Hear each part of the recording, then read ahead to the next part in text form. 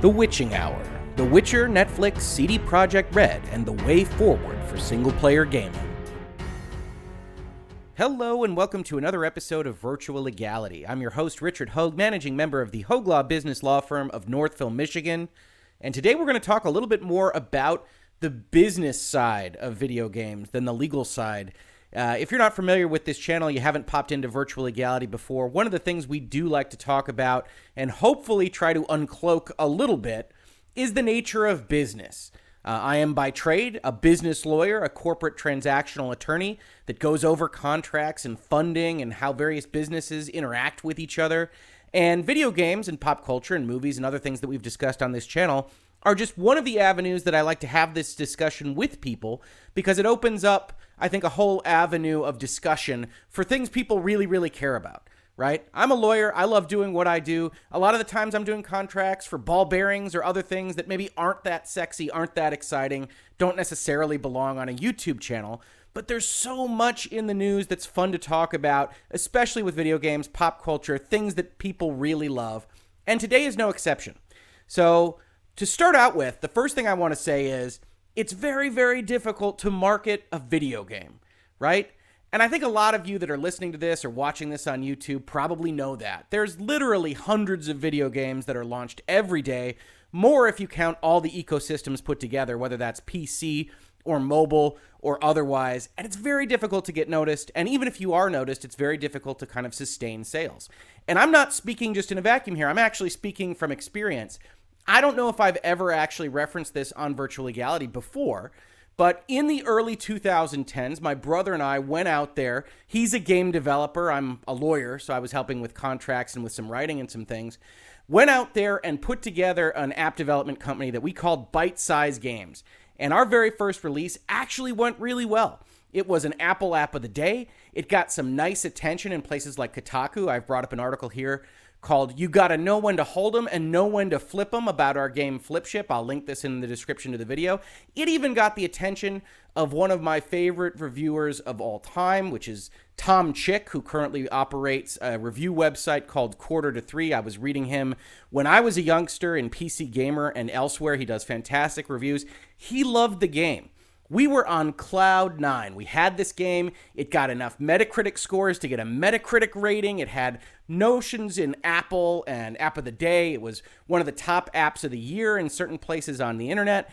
And at the end of the day, it didn't even sell enough to really cover my brother's living expenses for a month. And that's just the size of things. Flipship was great. I love it. I stand by it. You unfortunately can't get it on iOS anymore because it didn't pay enough to cover the expense to keep it licensed on the Apple ecosystem. So it was removed. And we get contacted about it a lot from people saying, hey, can I have that back? Because it was on my old iPhone or my old iPad and I really loved it. Unfortunately, we can't do that anymore.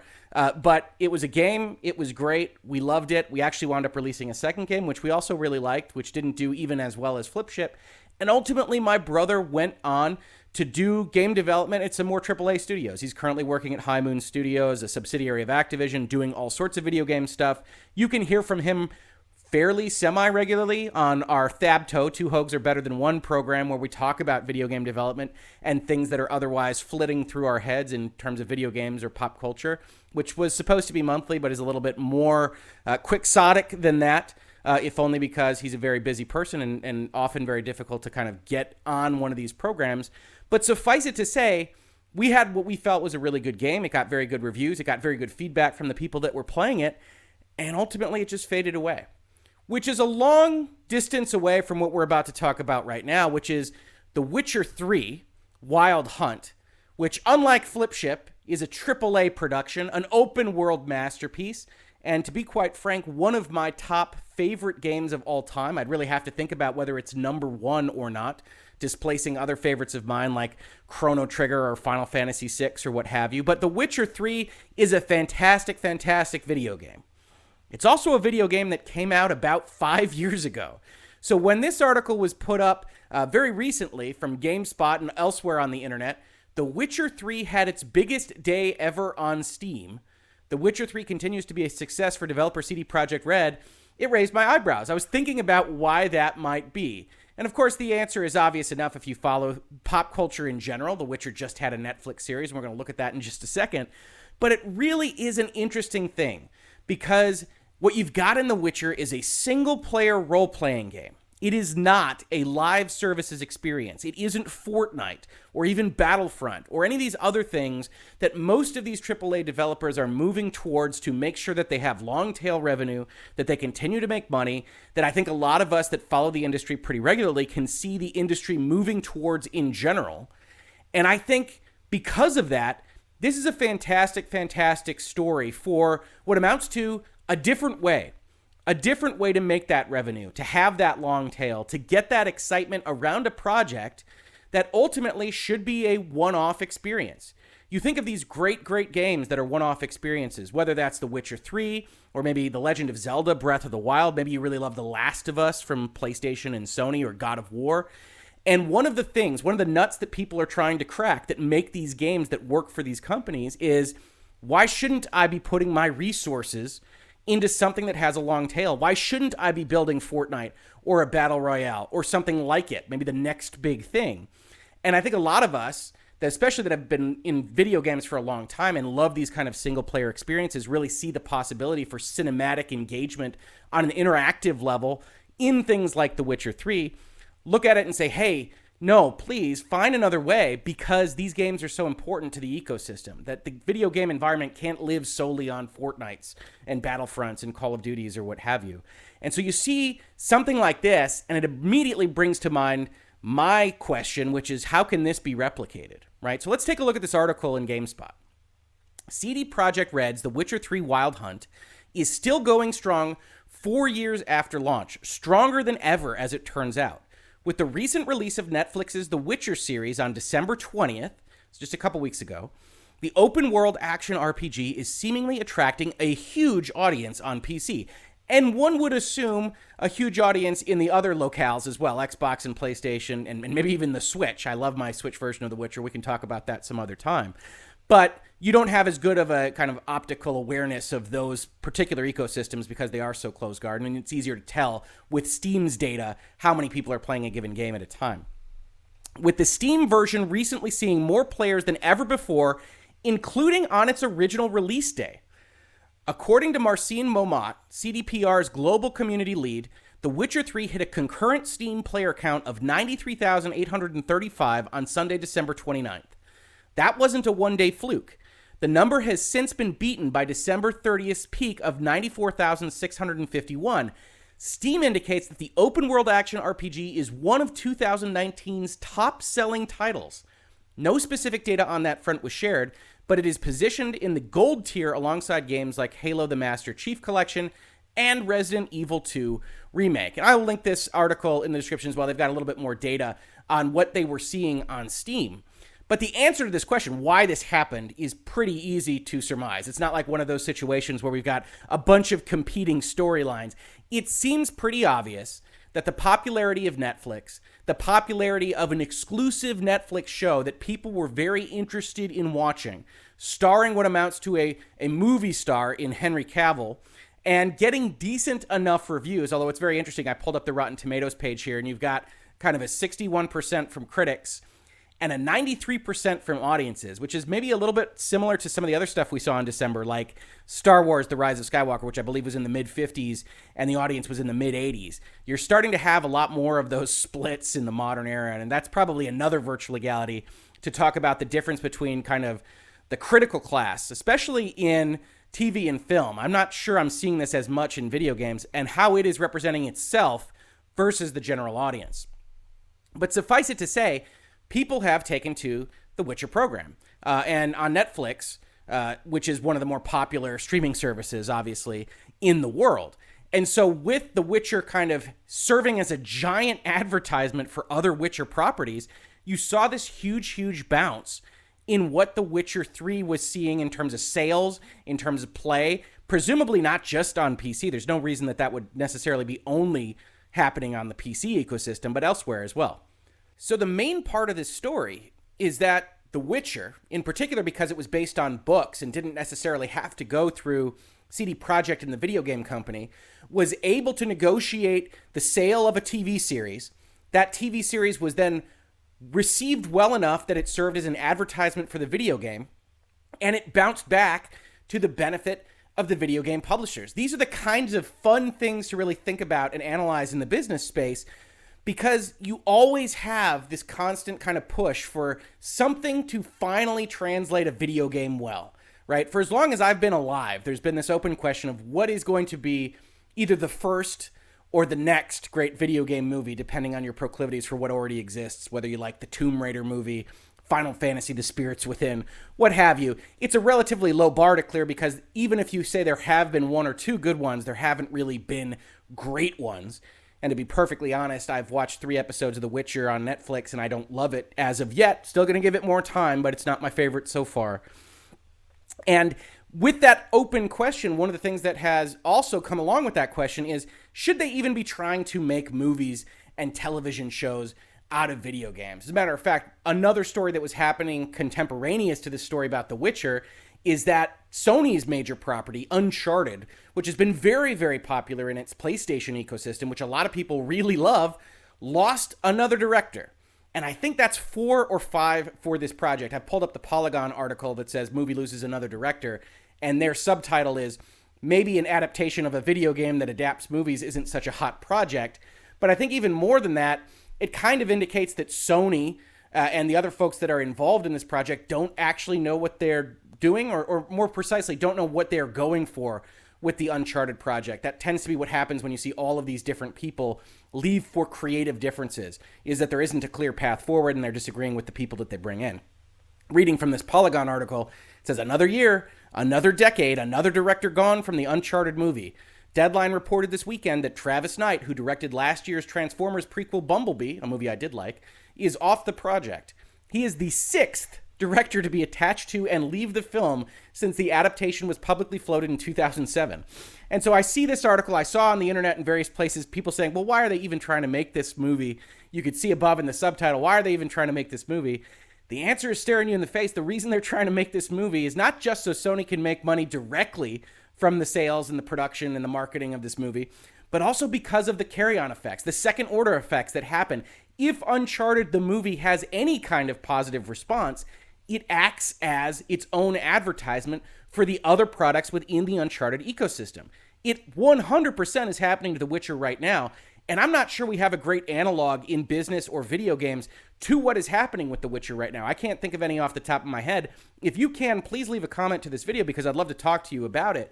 But what's happening with The Witcher and Netflix is unique enough that I do think it represents a way forward. I do think it represents something that everybody that has video game intellectual property in their portfolio that they could license out or otherwise create motion picture or television products out of should be evaluating, because if you can make something that is even remotely good, like I said, The Witcher isn't working for me right now. I'm glad it's working for a lot of other people. But if it's at least competent, if it at least shows a love of the subject matter, doesn't try to change it into something that it is not, you can have this carry-on effect that everybody should be looking at it. Everybody should be evaluating it. And that's what I think you're going to see here, even moving forward from what's happening with The Witcher. The last thing I wanted to say about this is just how smart CD Projekt RED was in seeing what was going to happen with this pretty much in advance. So I've pulled up a Newsweek article here from today that talks about The Witcher 3 game dev CD Projekt RED signs a deal with Sapkowski, the author of the Witcher series, for more, which is an interesting way to title it. But basically, they entered into a new contract to license out the rights to The Witcher for more video games if and when the need should arise. And I don't know that we covered it very deeply in Virtual Legality, except maybe in passing. But ultimately, this relationship between Sapkowski and CD Projekt RED was really falling apart. Basically, CD Projekt RED got the license rights to The Witcher for a song. CD Projekt RED was a small company before the first Witcher came out. They got the rights for a song. They were both kind of Polish entities and individuals. They wanted to get something done with this Witcher property, and it was CD Projekt RED that really launched it into the stratosphere. By the time The Witcher 3 came out, it was a huge, huge success. It's now obviously even bigger with the Netflix series and with all these sales and playing happening right now with respect to The Witcher 3 Wild Hunt. But what was happening from Mr. Sapkowski's perspective is that he felt like he got paid way, way, way too little for what wound up being this huge multinational, very valuable intellectual property. So ultimately, he went out to CD Projekt RED and said, hey, you owe us more money. I've got the quote here from Eurogamer in 2017 in the Newsweek article. It says, I was stupid enough to sell them rights to the whole bunch. They offered me a percentage of the profits, the back end. I said, no, there will be no profit at all. Give me all the money right now, the whole amount. It was stupid. I was stupid enough to leave everything in their hands because I didn't believe in their success. But who could foresee their success? I couldn't. And you really can't blame him, right? We'll give you royalties on the profits of this Polish role-playing game that likes of which we have never made before. You can get that back end or you can get some cash right now. He took the cash right now. Can't really blame him. But what happened after that was that he saw it become this, what is described in this Newsweek article, juggernaut of video games. And so he went to them in 2018 and said, I want more royalties. And I think we may have looked at this in Virtual Legality. If we didn't, I looked at it as a source for an article that the Games Daily Biz folks asked me about. But basically, there were certain rights in Polish and European Union law that allowed for him to say, this was obviously unfair, just based on what happened after the fact. And that's not really a notion that is reflected in United States law and contract law here. But the basic notion is, if it's just so wildly unfair that we should look at this again, then you can go and you can ask for additional royalties. And that's what he did. And ultimately, CD Projekt RED, after arguing about it and whether or not they should have to give additional royalties, came to this agreement in December, just a month ago, with the Netflix show either pending or just released, and said, yeah, let's sign up a new deal. Because, yeah, we can see the writing on the wall. This is going to get even more popular now that the Netflix show is out and about. And so I think what you see here is essentially 3 or 4 really smart entities, really smart individuals moving in concert to build a brand, right? If you go back 10 years and you say, hey, the Witcher brand is going to be one of the biggest in the world, everybody would laugh at you. Well, first they'd say, what the heck is a Witcher? But then they would laugh at you when you told them it was a series of Polish novels. After they got done laughing, you would explain to them all of this, what happened, and you could see throughout all the years exactly how CD Projekt RED was building its brand with The Witcher 1, with The Witcher 2, with The Witcher 3. Now the Netflix show that the author actually helped commission, and now getting that signed back up to make a Witcher 4, maybe more DLC for Witcher 3. Whatever it is CD Projekt RED has planned or could plan is now in their hands because they have entered into this new agreement with Mr. Sapkowski. And what you see is the way forward for single-player games, for open-world games, for things that don't necessarily have to have that DLC long tail. That maybe, just maybe, if you really think about the network of licenses that you're entering into, that you really enter into these agreements with the notion that each one of you, each part, each leg of the table or leg of the chair is going to contribute to the overall goodwill, the overall brand value of what it is you are each trying to build on, and that it can reflect on each other.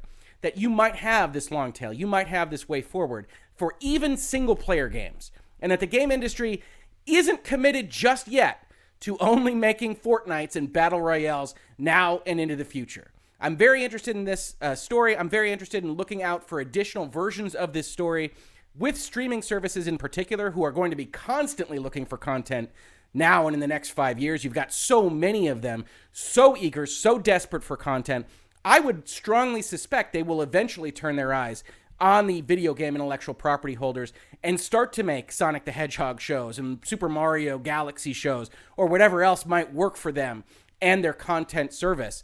And I think it's going to be a very exciting time because I think you might find that those shows, those video games that cater more to a cinematic experience, cater more to narrative, to storytelling, to character development, are going to do much better in having something of value to sell for that purpose. And so you'll have more Witcher 3s, you'll have more Lasts of Us, and with a little luck, you'll have a renaissance in these single-player games that mean so much to me and mean so much to, I know, a lot of people, and a lot of people that watch Virtual Legality and follow this channel.